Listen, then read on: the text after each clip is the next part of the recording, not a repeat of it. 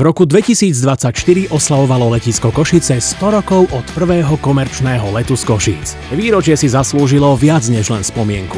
Bola to príležitosť ukázať, že letisko je dnes modernou bránou do celého sveta. Ako však efektívne spojiť historický moment s rozvojom komunity cestovateľov, posilnením značky a zvýšením počtu cestujúcich? Odpoveďou bola silná, konzistentná kampaň, ktorá spojila PR aktivity, komunikáciu cestovateľských možností, eventy a nového ambasádora, maskota Letka.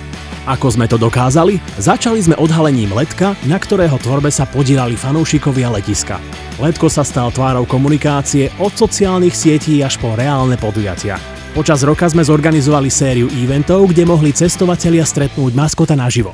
Slávnostný gala večer k stému výročiu, špeciálny let ČSA na trase Praha-Košice, vydanie pamätnej známky a publikácie Storočie na košickom nebi, prvý let nového dopravcu Swiss na priamej linke do Zürichu, cestovateľské megakino pod hviezdami s Milanom bez mapy, letné kino v leteckom múzeu, premietanie Top Gun Maverick a obnovenie bežeckého podujatia Runway Run.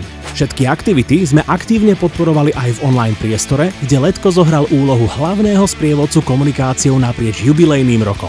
Letka sme pre potreby online komunikácie oživili pomocou AI a môžeme ho vďaka tomu používať aj vo videoobsahu.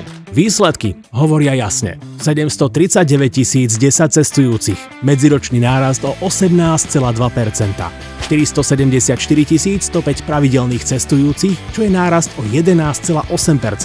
A 261 279 čártrových cestujúcich, čo predstavuje nárast o 32%.